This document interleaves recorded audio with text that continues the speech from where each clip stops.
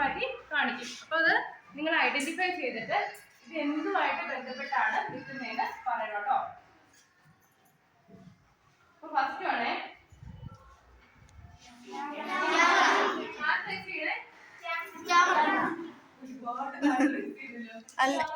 അപ്പൊ ഒരു